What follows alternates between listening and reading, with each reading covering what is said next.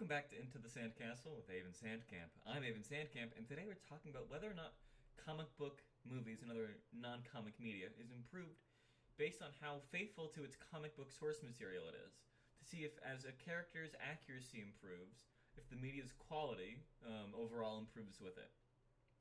I personally believe that the comic medium is one of the best ways to tell a story. I also believe that film is almost equally as capable of telling an immersive, emotional, or impactful story. But in the same way, a traditional book film adaptation is judged based on how well that book is adapted. Comic book adaptations often are too. But does that accuracy always make the project's better stories overall? I think that we need to establish how comic accuracy is going to be graded, and for this I'll be using YouTuber Fantagnostic's award-winning 3Cs system. These 3Cs are costume, the character's physical appearance, actual outfits, and overall just general superficial traits. Character, which is personality, powers, relationships with others, things like that.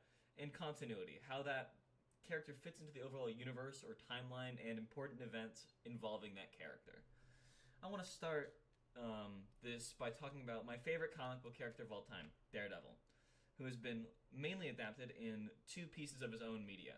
Both a 2003 film starring Ben Affleck as the titular Man Without Fear, and a Netflix show starting in 2015 starring Charlie Cox as the Devil of Hell's Kitchen, as well as a revival series on Disney Plus which aired in 2015.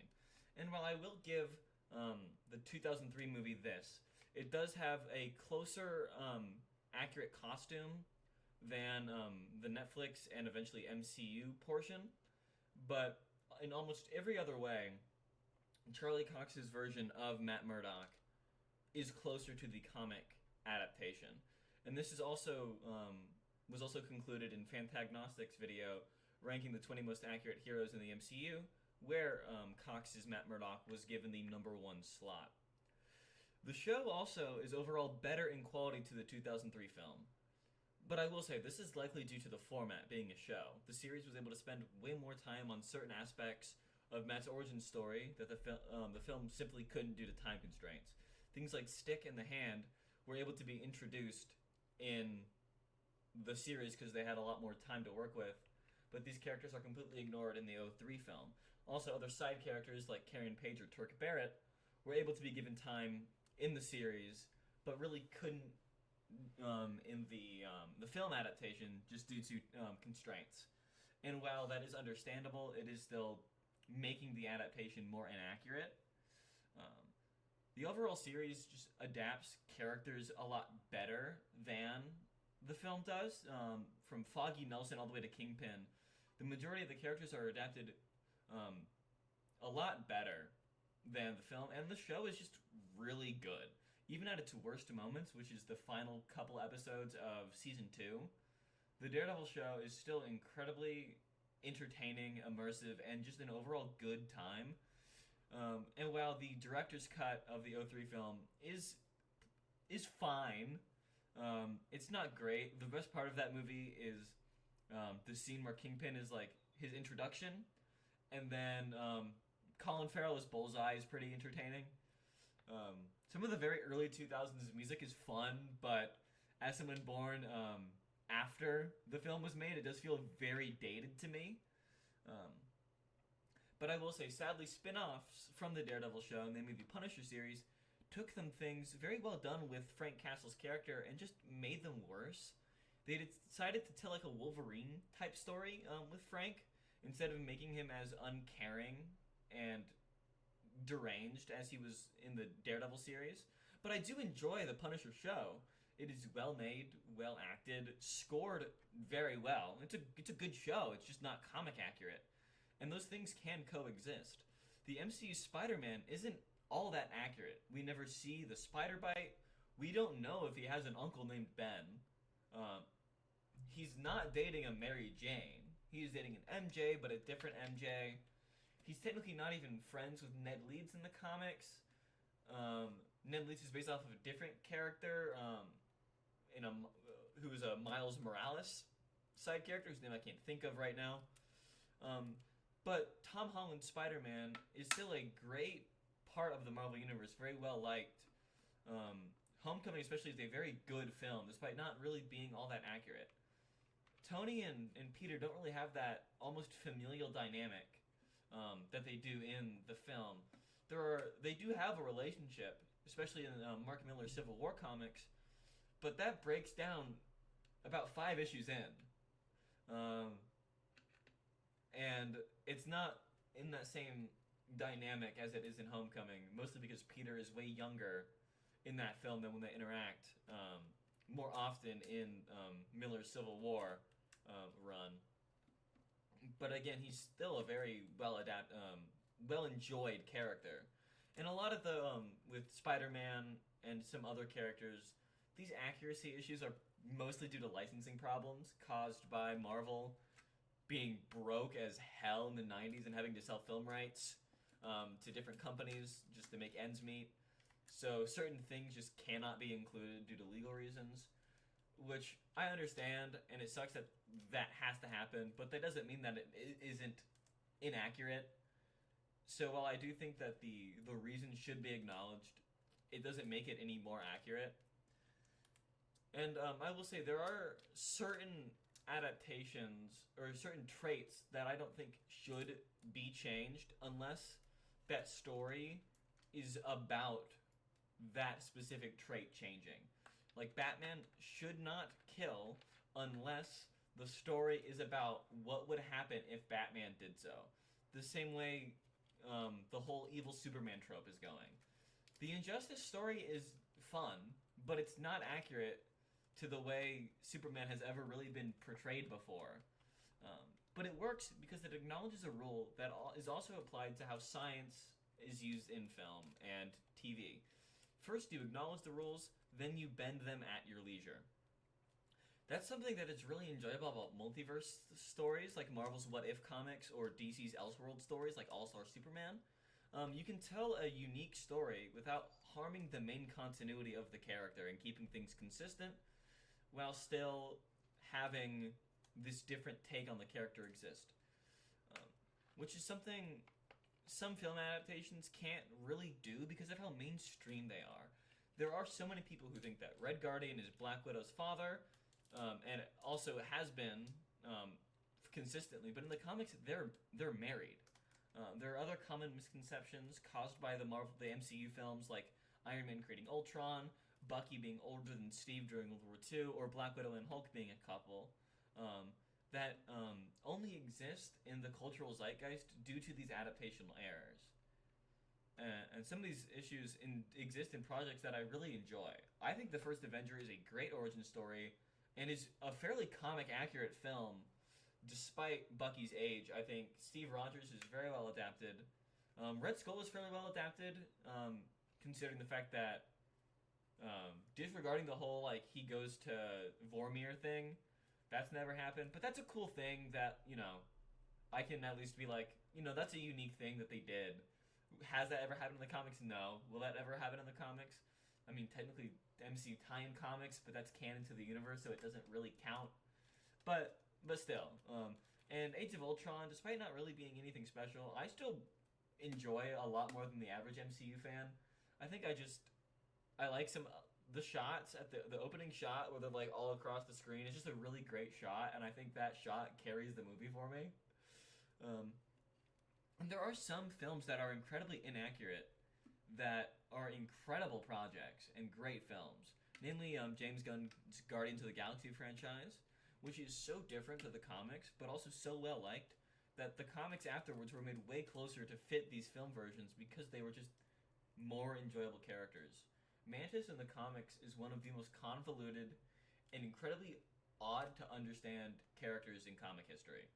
But MCU Mantis is great. She's fun, she's lighthearted, she's cute.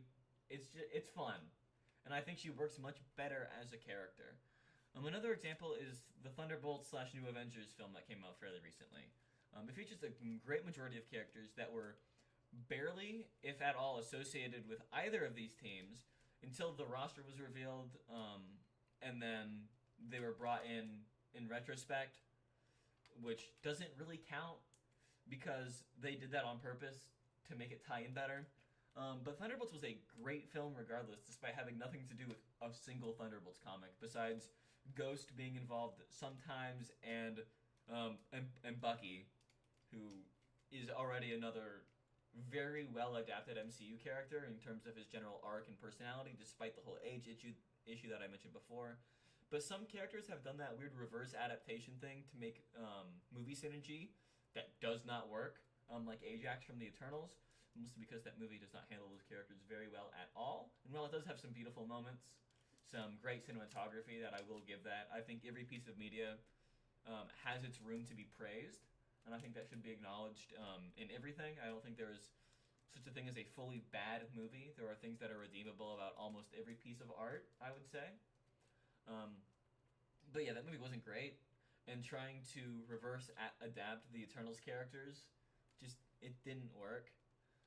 And I'll give a DC example of inaccurate, but like inaccurate adaptations of being a good film, being the first two parts of Christopher Nolan's Batman trilogy. Both Batman and Begins and Dark Knight have some accurate elements, but are largely inaccurate, being a very hyper realistic world that sort of permeated superhero movie culture until very recently. It's the first time we've had a super vibrant Superman since like 2013. You can see that also with the 2015 Fantastic Four movie. The costumes don't even have a 4 on them, and then we have the film that just came out very recently, the Fantastic Four film, that is so much more vibrant and just fun. It's not a perfect movie. I personally really enjoyed it, but there are some valid criticisms. But it's vibrant, it's more fun. And even films like James Gunn's 2025 Superman, which does take some creative liberties from the comics, still has the vibe of a comic book. If you've seen the film, you understand what I mean. It feels like you're picking up an issue of Superman in the middle of an arc, and it just goes from there, and it's fun. And while it's not perfect, it does have that sort of comic book vibe that sort of, in my mind, makes up for those faults. But like I was saying, both Batman Begins and Dark Knight have some inaccurate elements, some accurate elements, but are overall they're fun, enjoyable movies. Sadly, that cannot be said for Dark Knight Rises, which had even worse accuracy, mostly in characters like Bane, but also became just a way worse movie. We've all seen that terrible clip of Talia al Ghul dying. It is so bad, and Christopher Nolan is a great director. I'd argue he's one of my favorites. But just like, dude, you can get another take. In my head, it's almost as bad as the Gal Gadot Kal-El No moment in Justice League, which is very bad. But yeah, I just wish they could do another take. There are some other bad parts of adaptational malpractice, and that is removing all or most of the interesting parts of a character. A big example I can think of is Hank Pym and Janet Van Dyne, the original Ant-Man and the Wasp, who in the comics are incredibly important and founding members of the Avengers, while in the films are both older and in no way connected to the Avengers at all. In fact, Hank Pym and Tony Stark in the films have beef, mostly due to familial ties. That is a one-sided beef on Pym's behalf that is sort of passed down to Scott Lang, who, while being a fun character, isn't the most comic accurate. The costume isn't really all that accurate, but he's a fun character in his own regard. But that isn't, at least in the comics I've read, a thing in the comics, like, at all. If anything, I've seen them work together in several issues. And I will say, there are some aspects of characters that I don't necessarily care about changing. This might be a very controversial take, but race-swapping white characters doesn't really matter to me, as long as that character being white isn't a big reason why the character's personality is the way it is. In my opinion, characters like Danny Rand, Wilson Fisk, Tony Stark, and Bruce Wayne should be white because it's used to complement or comment on socioeconomic themes. But some characters, I don't think race really matters. Like Bullseye, for example, could be black or white, or any color really, and it wouldn't really matter. But that isn't at all, in my opinion, the case with characters of color, like Luke Cage or Shang-Chi, because those characters, their race is incredibly important to who that character is. It's very fundamental to the essence of that character and the reason that they are who they are. You couldn't tell a Luke Cage story with him being white, because a big part of his story is being black. There's a reason that he's bulletproof. It's a commentary on police brutality. That would not work if he was white.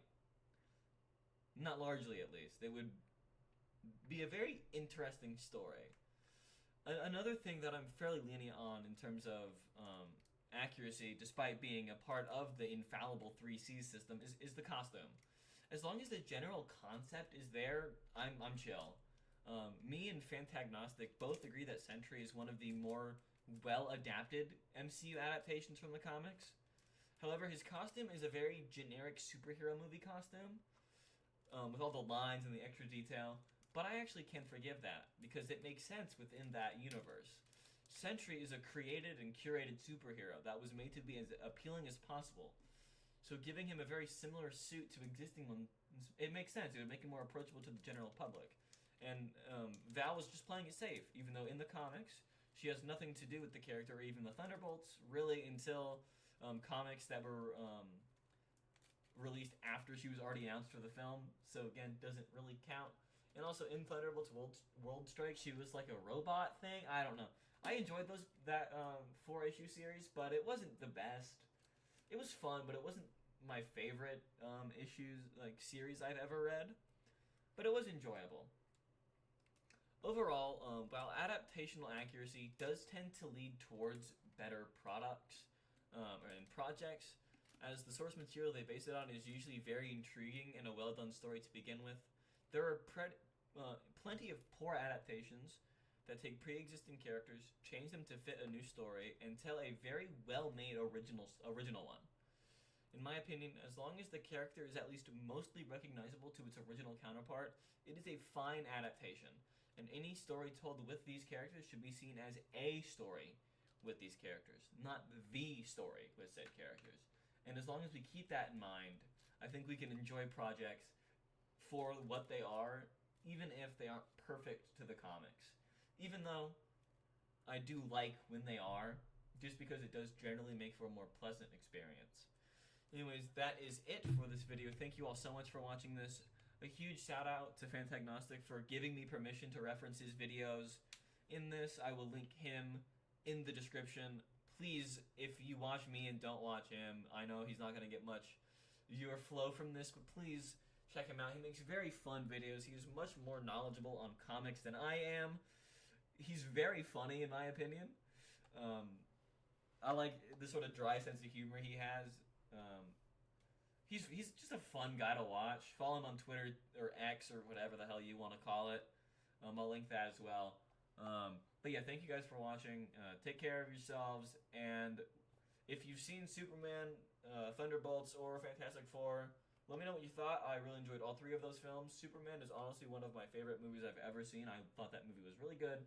So let me know what you think. I'll probably make a full review of that movie on its own, mostly going over the political themes of the film and what I think about those, because this is mostly a political commentary channel. But I also do enjoy doing some media and cultural commentary as well, because it is something that I really enjoy. But yeah, again, sorry for the little rant at the end. Thank you again for watching this. Please like, subscribe. And you know what? I already have some ideas I'm cooking on, but give me a couple of things. Are there things that you want to see me talk about? Are there movies or shows or media that you want me to give my political takes on? Are there news stories and events that you want to know more of how I feel about those? Just give me anything you want me to talk about. I'll try my best to talk about them to some extent. But yeah, take care. You guys all have a great day. Bye-bye.